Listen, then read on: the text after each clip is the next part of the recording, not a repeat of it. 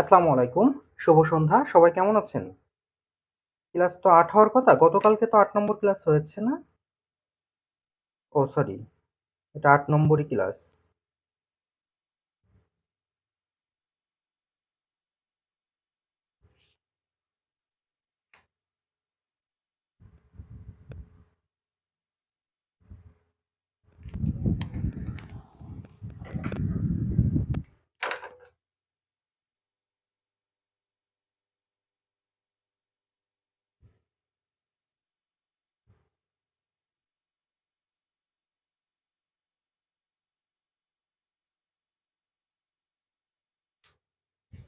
এটা ৮। আলহামদুলিল্লাহ, মহান আল্লাহর রহমতে আমি অনেক ভালো আছি। আপনারা কেমন আছেন?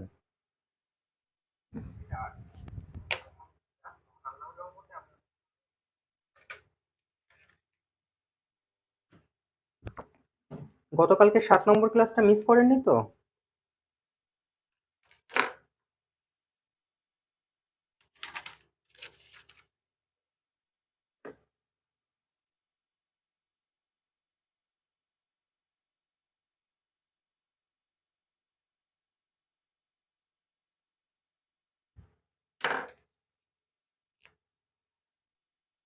মিস করেছেন? এটা দুঃখজনক।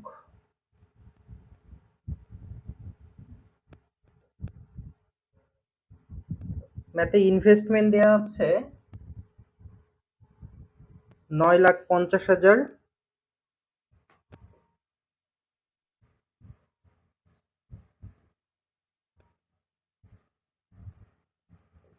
দি ফার্ম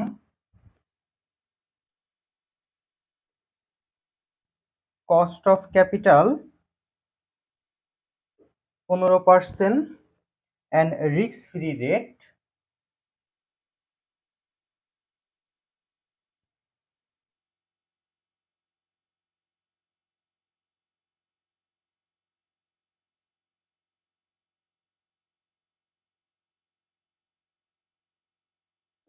১০%।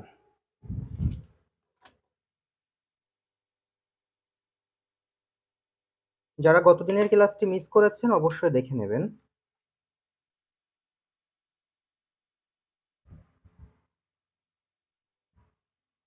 আপনাদের এলাকার আবহাওয়ার কি অবস্থা?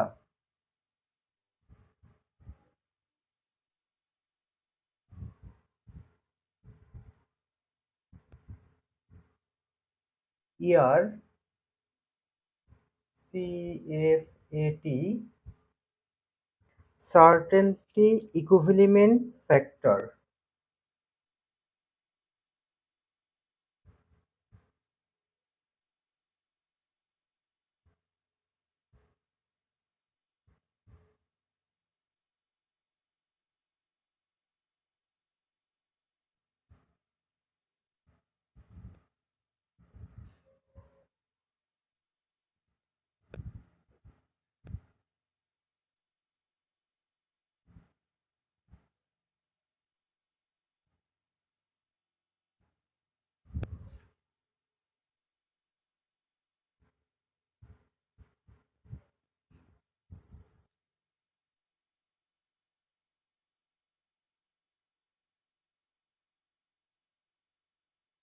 চার লাখ,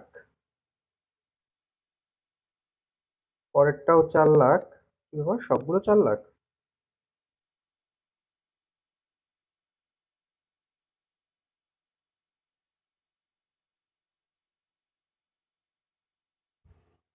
আচ্ছা,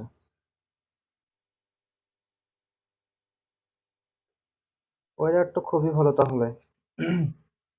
এটা দেয়া আছে ১.০, ০.৮, ০.৬,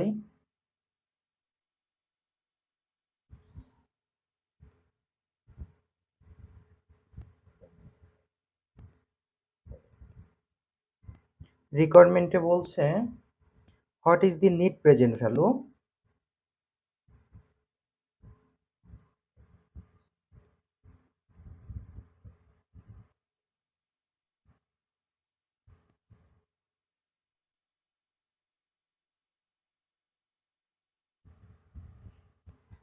আনঅ্যাডজাস্টেড for risk.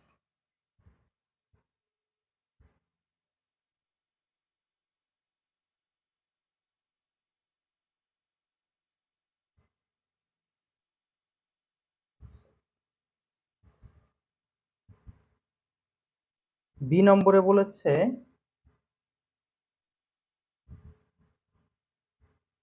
What is the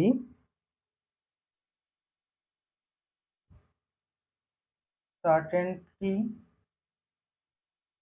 equivalent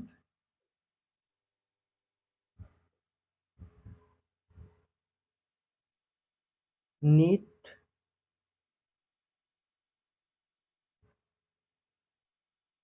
present value. Net present ভ্যালুর সংক্ষিপ্ত রূপ হলো এনপিভি। ওয়ালাইকুম আসসালাম। এটা 8 নাম্বার ক্লাস, চ্যাপ্টার একদমই প্রথম অধ্যায়।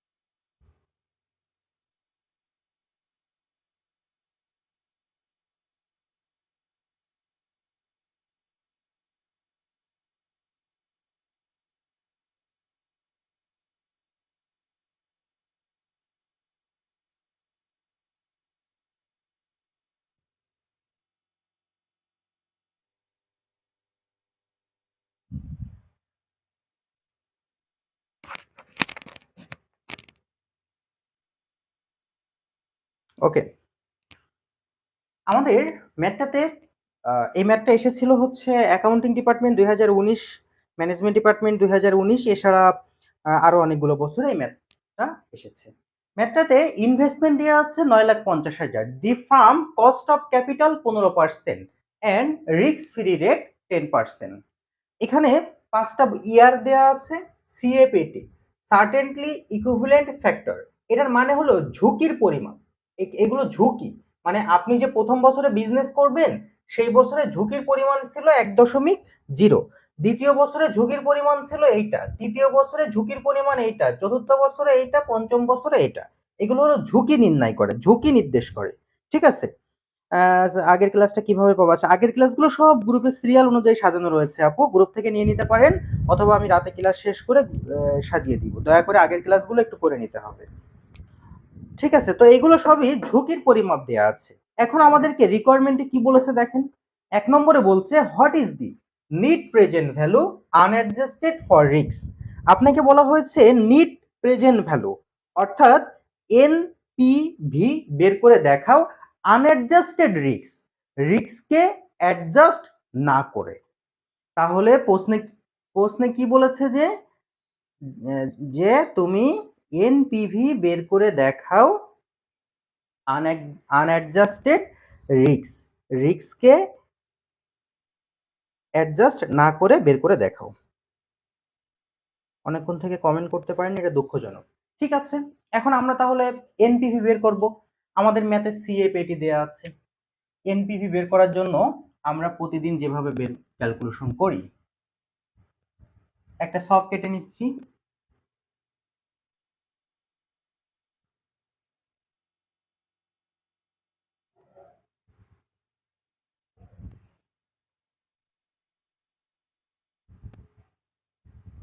সপের শুরুতে লিখবো ইয়ার,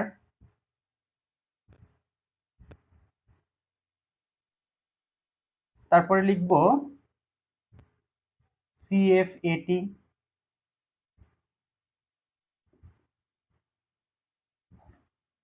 সিএপিটি প্রতি বছর 4 লাখ দেয়া আছে। সিএপিটির পরের ঘরের নাম পিভি। আমাদের ম্যাথে কস্ট অফ ক্যাপিটাল 15% দেয়া আছে, তাহলে পিভি বের করতে হবে 15%। তারপরে পিভি ফ্যাক্টর।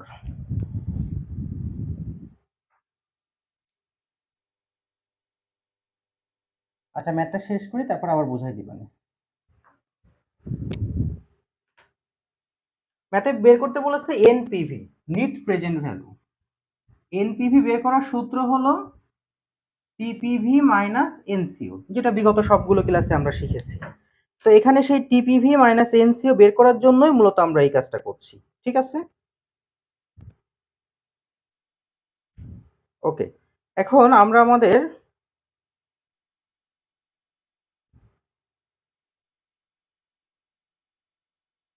15% যে কস্ট অফ ক্যাপিটালের মান আছে, এই 15% কস্ট অফ ক্যাপিটালটা সায়েন্টিফিক ক্যালকুলেটরে বের করব।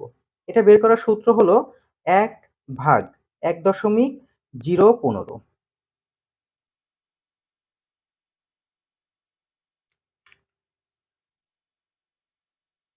15% বের করার নিয়ম 1/1.15। তারপরে দ্বিতীয় বছরে 1.15। তৃতীয় বছর থেকে শুধুমাত্র সমান সমান প্রেস করলেই এটা বের করা যাবে। দুঃখিত, আমার ক্যালকুলেটর থেকে দেখানো সম্ভব হচ্ছে না। তো মানগুলো আমি বসায় দিচ্ছি। হ্যাঁ, এখানে প্রতি বছরের টাকা একই, এজন্য আপনি আলাদা একসাথে বের করতে চাচ্ছেন না, একসাথে বের করলে মিলাতে পারবেন না, আলাদা আলাদা করে বের করেন।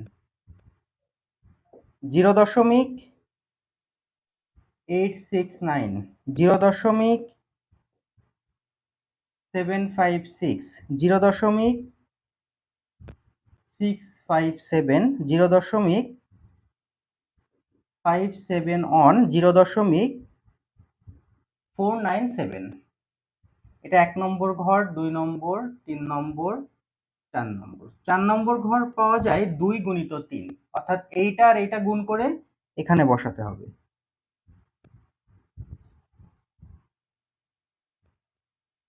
পরেরটা আসে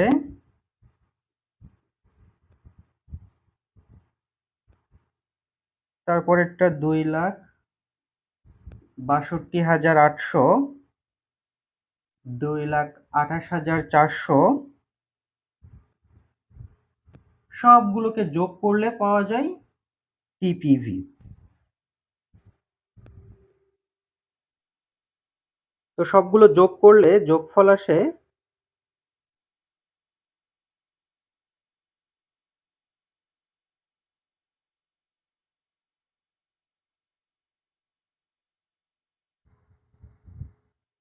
1,34,000। তাহলে আমরা টিপিভি পেলাম 1,34,000। এনসিও আমাদের ম্যাথে দেয়া ছিল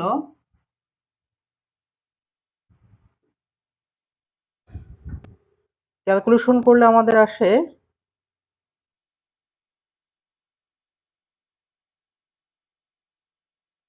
কোথাও একটা মিস হলো মনে হচ্ছে।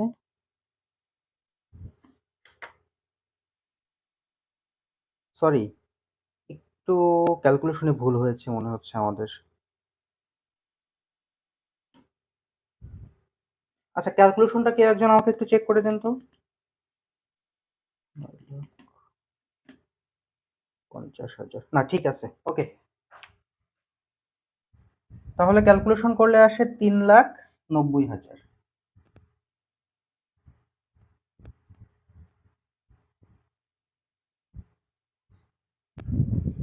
আমি বিষয়টা শুরু থেকে আরেকবার বোঝাই দিচ্ছি।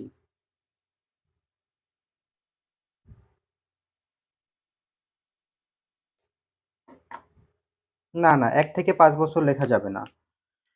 না না না না, ওইভাবে বের করা যাবে না ভাই, আপনি একই সাথে বের করেন।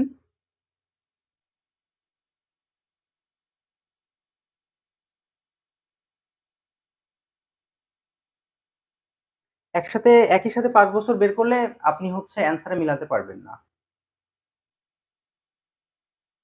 আচ্ছা দাঁড়ান, এই ম্যাথটা আরো একটা নিয়মে করা যায়, যেটা আমাদের বইয়ে করা আছে। আচ্ছা, একই সাথে একাধিক বছর করেন না ভাই, ম্যাথ মিলাতে পারবেন না। বইয়েও অন্য নিয়মে করা, বইয়ের নিয়মেও যেন না, ওইটা আরো কঠিন। ঠিক আছে, শূন্য একটা বেশি হয়েছে কোথায় যেন।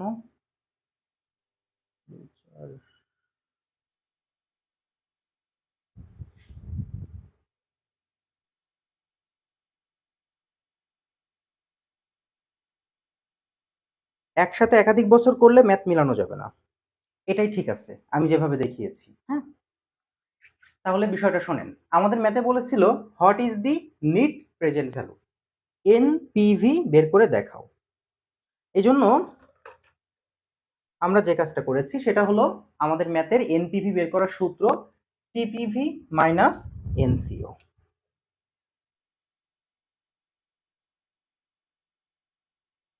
আচ্ছা, এবার টিপিভি বের করা যায় কিভাবে? টোটাল পিভি ফ্যাক্টরের যোগফলকে টিপিভি বলা হয়। আমরা প্রথমে আমাদের সিএপিটির মানগুলো সব এখানে বসালাম, এই যে ম্যাথে দেওয়া ছিল। এরপরে পিভি ফ্যাক্টর ম্যাথে বলেছে দি ফার্ম কস্ট অফ ক্যাপিটাল 15%, এই কস্ট অফ ক্যাপিটালের এইটাই আমাদের পিভি ফ্যাক্টর। আমরা সবগুলো পিভি বের করেছি, ক্যালকুলেশন করে পিভি ফ্যাক্টর এটাও ক্যালকুলেশন করলাম, এটাও। তো সবগুলো যোগ করলে টিপিভির মান আসে, সেই টিপিভির মান বসালাম। আর ইনভেস্টমেন্ট মানে কস্ট দেয়া ছিল, ক্যালকুলেশন করলে 3,90,000।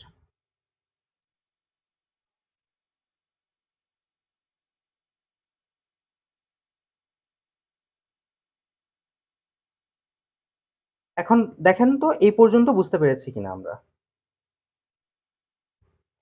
না, আগে তো এই টাইপের ম্যাথ একসাথে করাইনি আপু, বুলুমন।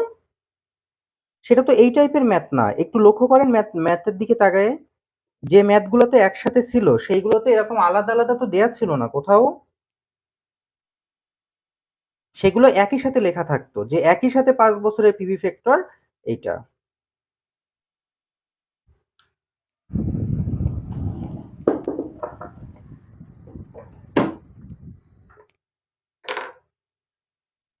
এই পর্যন্ত বুঝতে কোনো অসুবিধা আছে?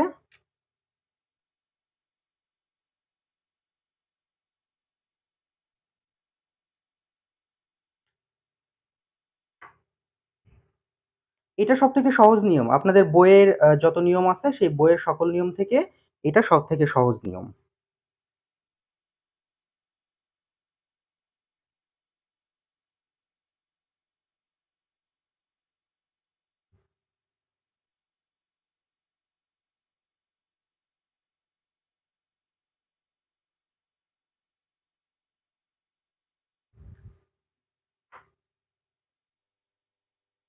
পিভি ফ্যাক্টরের অ্যান্সার আসে 1,61,800, 1,16,000।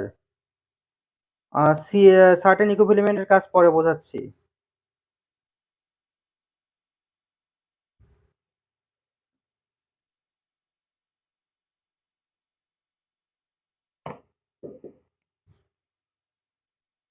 এই অ্যান্সার ভুল আছে? দাঁড়ান একটু, আমাকে 30 সেকেন্ড একটু সময় দেবেন প্লিজ।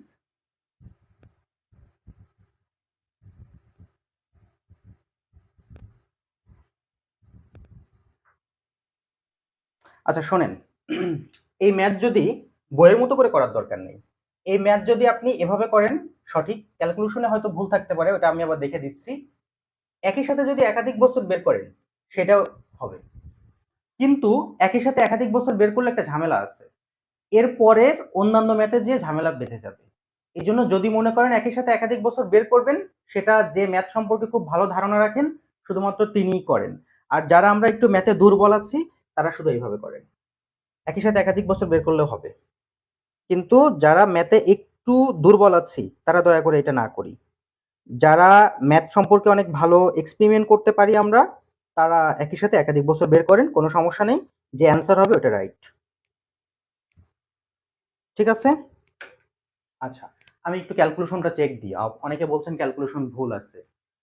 প্রথমে 4,00,000 গুণিত 0.869, 3,47,600, 4,00,000 গুণিত 0.756, 3,24,000, 4,00,000 গুণিত 0.657, 2,62,800, 4,00,000 গুণিত 0.57 অন, 2,28,400, 4,00,000 গুণিত 0.497, 1,19,800।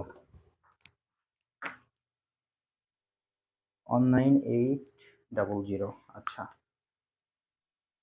3,47,600 যোগ 3,02,400 যোগ 2,62,800 2,28,400 1,98,800।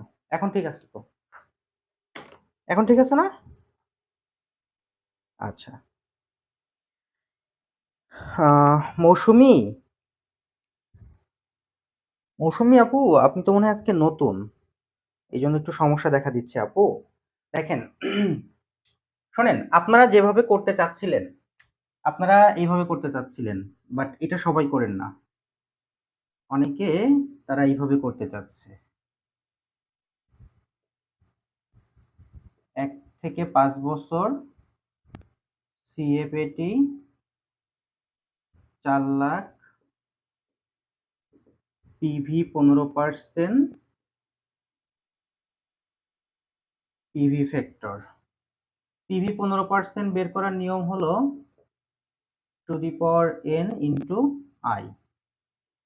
1 মাইনাস 1 বাই আই এর মান 0.15, n এর মান 5 বছর 0.15।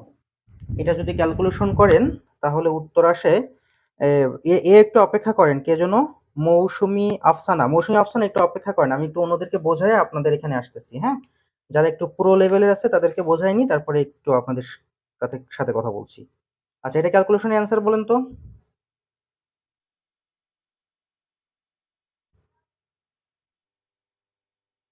পলাশ, এটা আপনার জন্য না, এই নিয়ম, নিচের নিয়মটা আপনাদের জন্য না। হ্যাঁ, এটা অ্যান্সার হবে 1 যোগ 0.15। এটা আপনাদের জন্য না পলাশ ভাই আমার।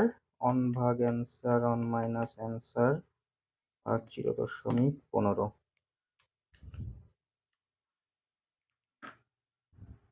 3.352155।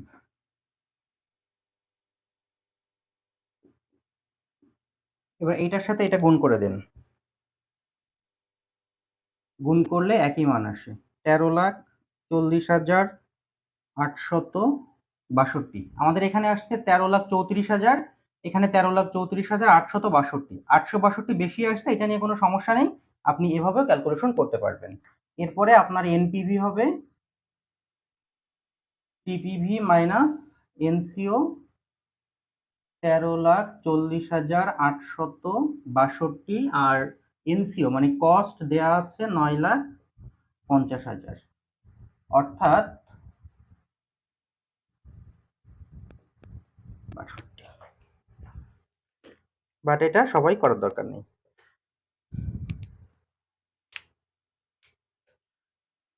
এটা হচ্ছে সহজ নিয়ম, অল টাইম আমরা এটা করি, আর এটা হচ্ছে এক্সেপশনাল। ঠিক আছে, চলেন আমি বিষয়টা একটু প্রথম থেকে বোঝাই দিই। এখন যারা এই নিয়মে করতেছেন করেন, সমস্যা নেই, বাট ভুল হয়ে গেলে আমার দোষ দিয়েন না কোনো সময় আবার। বিষয়টা হলো, আমাদের ম্যাথে প্রথম বলছে what is the net present value. Net present value বের করে দেখাও আনঅ্যাডজাস্টেড ফর রিস্ক। এই কথাটির মিনিংটা আমি একটু পরে বোঝাচ্ছি, যখন এই ম্যাথে আসবো তখন, তা না হলে এটা বোঝা যাবে না। তো আনঅ্যাডজাস্টেড ফর রিস্ক একটু বুঝে রাখেন, এটার মানে হলো রিস্ক অ্যাডজাস্ট না করে, রিস্ক অ্যাডজাস্ট বাদে ম্যাথ ক্যালকুলেশন করতে হবে। তাহলে নিট প্রেজেন্ট ভ্যালুর সংক্ষিপ্ত রূপ হলো এনপিভি। এনপিভি দ্বারা প্রকাশ করা হয় নিট প্রেজেন্ট ভ্যালু, আর এই এনপিভি সূত্র হচ্ছে টিপিভি মাইনাস এনসিও, যেটা আমরা বিগত অনেকগুলো ক্লাসে বারবার শিখেছি আমরা, এই জন্য আমি বেশি একটা আলোচনা করছিলাম না। এখন টোটাল পিভি ফ্যাক্টর আর net cash flow. Net cash flow মানে আমাদের ম্যাথে যে ইনভেস্টমেন্ট দেওয়া থাকে সেটাই হচ্ছে এই নিট ক্যাশ ফ্লো। আর TPV total PV factor calculation করে বের করতে হয়।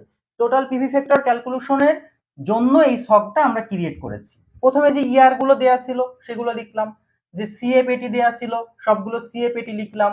পিভি ফ্যাক্টর, এখানে আবার একটা লক্ষণীয় বিষয় আছে, একটা হচ্ছে রিস্ক ফ্রি রেটের পার্সেন্টেজ, আর একটা হচ্ছে কস্ট অফ ক্যাপিটালের পার্সেন্টেজ।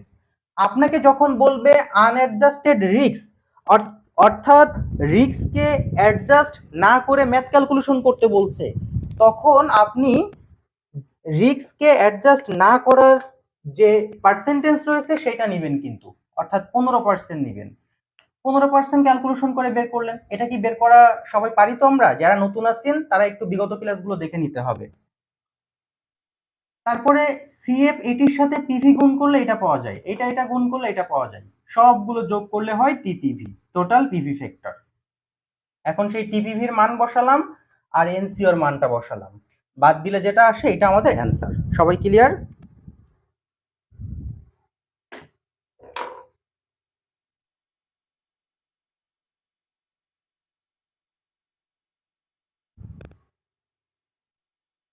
ওকে, আমাদের যারা নতুন আছেন তারা কি বুঝতে পারছি বিষয়টা? যারা নতুন আছেন তাদের কমেন্ট একটু দেখতে চাই। এরপরে নেক্সটে আসি আমরা একটু। নেক্সটে বলছে দেখেন, what is the certain equivalent net present value. এখন এই যে নতুন করে আপনাকে বলা হয়েছে যে certain equivalent net present value, এখানেও নিট প্রেজেন্ট ভ্যালু বের করতে বলছে, কিন্তু এই যে রিক্সের মানগুলো দেওয়া আছে না, এই রিক্সের মানগুলোকে অ্যাডজাস্ট করে জয়েন করে তারপরে আপনাকে নিট প্রেজেন্ট ভ্যালু বের করে দেখাতে হবে। তাহলে রিক্সের মানগুলোকে অ্যাডজাস্ট করতে হবে, অথবা এই প্রশ্নটা এমন লেখা থাকতে পারে পরীক্ষার হলে। আচ্ছা ঠিক আছে, মৌসুমী আফসানা চেষ্টা করুন আপু, আর বিগত ক্লাসগুলো একটু করে নিন, দেখবেন ইনশাল্লাহ বিষয়টা অনেক সহজ। এই ম্যাথটা এমন ভাবে লেখা থাকতে পারে, or what is the net present value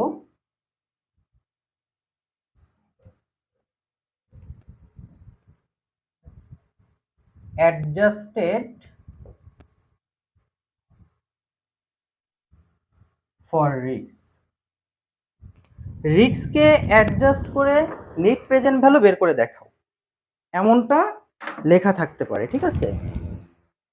তো যদি ম্যাথে বলা হয় যে রিস্ক অ্যাডজাস্ট করে নিট প্রেজেন্ট ভ্যালু বের করে দেখাও, অথবা certain equivalent net present value বের করে দেখাও, তখন নিট প্রেজেন্ট ভ্যালু বের করার আমাদের নিয়মের কিছুটা পরিবর্তন আসবে। কি পরিবর্তন আসবে দেখেন, তখন এই যে রিস্ক গুলো দেওয়া আছে এগুলোকে গুণ করে অ্যাডজাস্ট করতে হবে। তো আমি এই ঘরটা মুছে ফেলে নতুন করে ক্রিয়েট করছি। সার্টেন ইকুইভ্যালেন্টের সংক্ষিপ্ত রূপ হলো সিএফ, সিএফ দ্বারা প্রকাশ করা হয়ে থাকে। এখন এইখানে আমরা এটাকে সংক্ষেপে কি বলা হয়, সিএফ। সিএফ গুলোকে এখানে গুণ করব অন 0.8, 0.6, 0.6, 0.2। আচ্ছা, এগুলোকে এবার আমরা একটু গুণ করে ফেলি। এক মিনিট, আমাদের বইয়ে তো এইভাবে করা নাই, আমাকে একটু সময় দেন, আমি ক্যালকুলেটরে এক এক করে একটু গুণটা ছেড়ে ফেলি।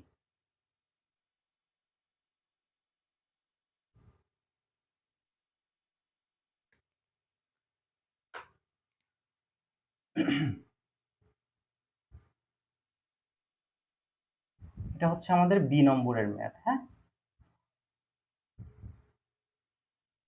এটার নাম লিখবো অ্যাডজাস্টেড সিএফ এটি।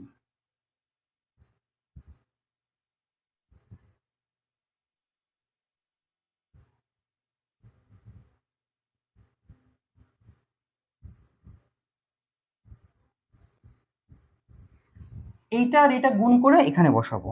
তো যদি আমরা এটা গুণ করি তাহলে আমাদের গুণফল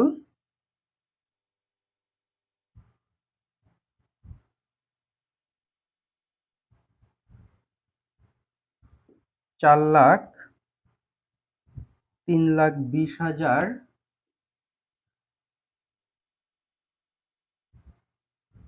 2,40,000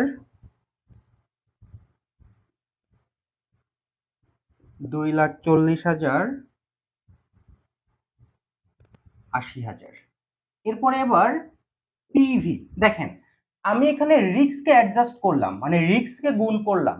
যখন আমাদের ম্যাথে এ ধরনের রিস্ককে গুণ করতে হবে তখন আমাদের ম্যাথের যে রিস্ক ফ্রি রেটের মান থাকবে, সেই রিস্ক ফ্রি রেটের মান দিয়ে ম্যাথ ক্যালকুলেশন করতে হবে।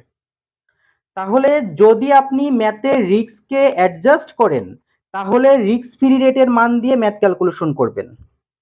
কোশ্চেনে যদি কিছুই না লেখা থাকে তহমিনা আক্তার, তাহলে আমরা রিস্ককে অ্যাডজাস্ট করতে যাব না, আমরা সরাসরি শুধু নিট প্রেজেন্ট ভ্যালু বের করে দেখাবো।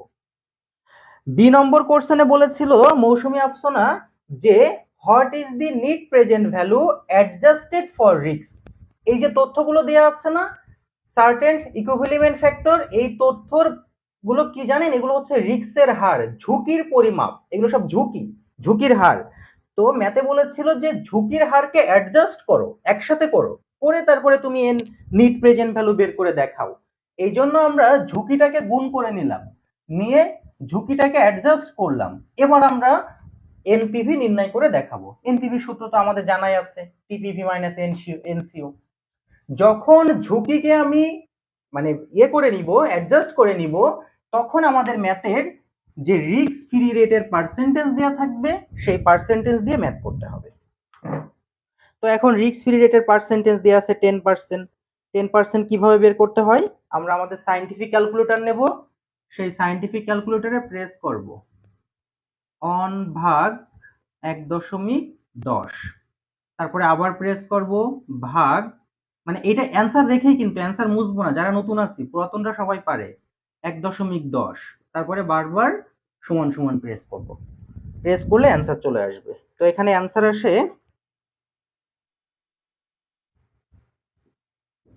0.909, 0.826, 0.75,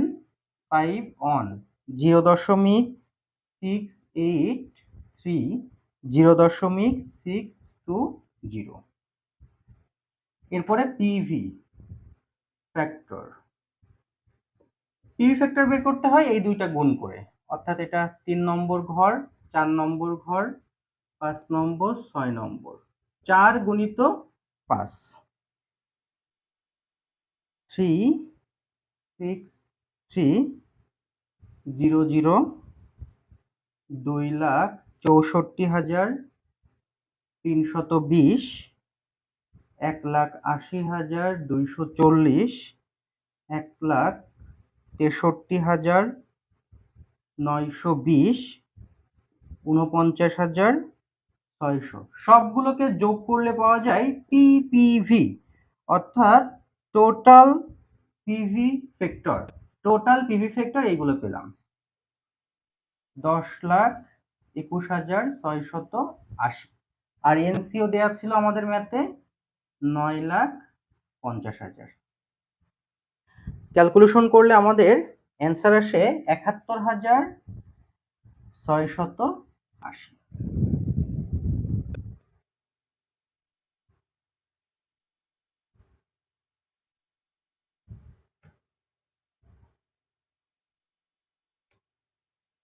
স্যার সিএফএটি এর পরে সিএফ কেন লিখেছেন?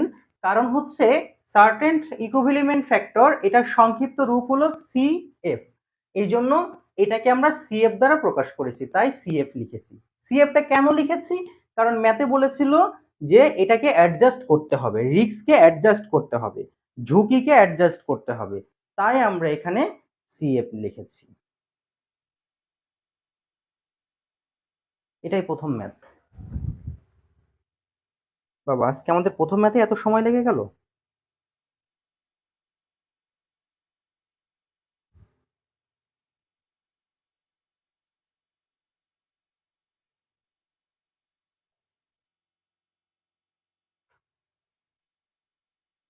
বুঝতে পেরেছি বিষয়টা আমরা।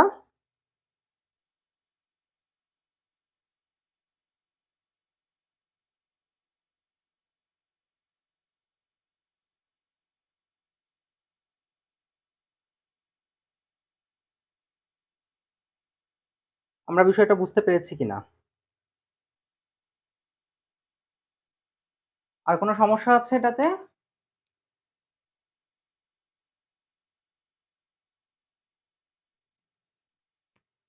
আচ্ছা, অনেক সময় আপনারা ম্যাথে লক্ষ্য করবেন আজকে একটাই থাকবে, অনেক সময় আপনারা ম্যাথে লক্ষ্য করবেন যে সেই ম্যাথে শুধুমাত্র সিএপেটি আর রিস্কের মান দেয়া আছে, কোনো কস্ট অফ ক্যাপিটালের মান দেয়া নেই, শুধুমাত্র রিস্ক ফ্রি রেট দেয়া আছে। তাহলে সেই ম্যাথগুলোতে কিন্তু আপনাকে ওই রিস্ককে অ্যাডজাস্ট করে এনপিভি বের করতে হবে। ঠিক আছে? কোনো কোনো ম্যাথে আপনি লক্ষ্য করবেন যে সেই ম্যাথগুলোতে আপনার রিস্ক অ্যাডজাস্ট করাই লাগবে। ওকে, এই জন্য সেই ম্যাথগুলো সরাসরি করবেন। আমি এরকম 2টা হোমওয়ার্ক দিচ্ছি।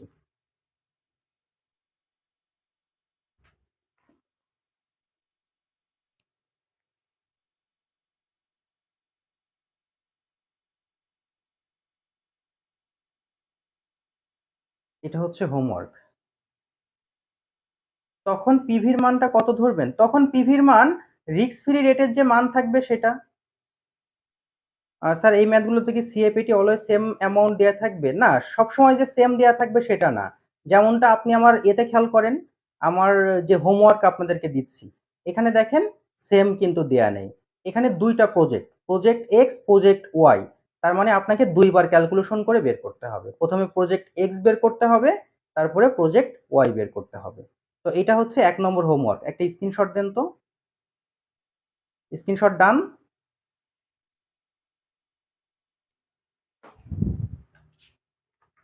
আর একটা হোমওয়ার্ক দিচ্ছি, একটু সময় দিন আমাকে।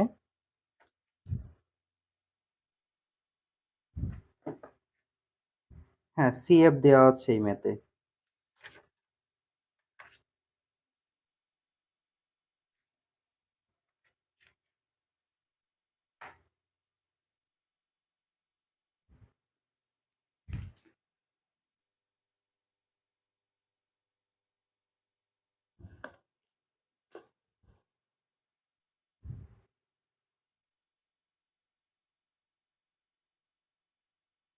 না না, 2টা হোমওয়ার্ক করতে হবে।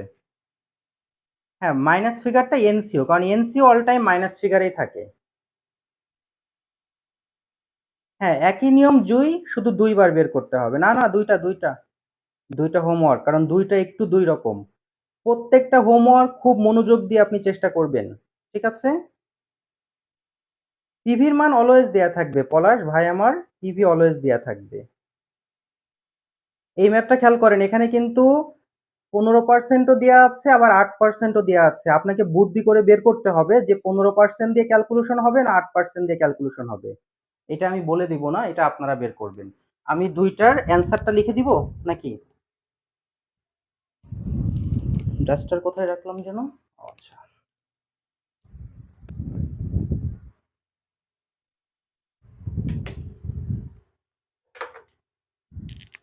এই ম্যাথ কি? হ্যাঁ, এই ম্যাথ অন্য নিয়মেও সমাধান করা যায়। হোমওয়ার্ক নাম্বার 1 আর হোমওয়ার্ক নাম্বার 2। 2 নম্বর হোমওয়ার্কের প্রজেক্ট এ নম্বরের অ্যান্সার 4,06,835। প্রজেক্ট বি নম্বরের অ্যান্সার 3,83,460। একসাথে 2টা হোমওয়ার্ক কষ্ট। এখন না আপনারা ফাইনাল ইয়ার, থার্ড ইয়ার, এখন তো অন্য কোনো পড়াশোনার চাপ কি আছে? তাহলে এখন যদি কষ্ট না করেন কবে করবেন? বয়সটাই কষ্ট করেন না বলেন? আর এই হোমওয়ার্কের প্রজেক্ট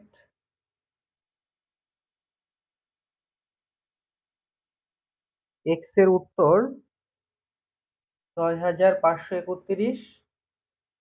প্রজেক্ট ওয়াই এর উত্তর 9,947। খুবই সহজ, বেশি সময় লাগবে না। 18 36 মিনিটে ক্যালকুলেশন করবেন। হ্যাঁ, একদম ঘড়ি ধরে 18 দুগুণি। ঠিক আছে? 36 মিনিট থেকে 40 মিনিট, এর বেশি সময় যেন নেবেন না। ওকে, আল্লাহ হাফেজ। দেখা হচ্ছে তাহলে পরবর্তী ক্লাসে। আজকে রাতে ক্লাস আছে প্রজেক্ট ম্যানেজমেন্টের, রাতের প্রজেক্ট ম্যানেজমেন্টের ক্লাসে দেখা হবে ইনশাল্লাহ।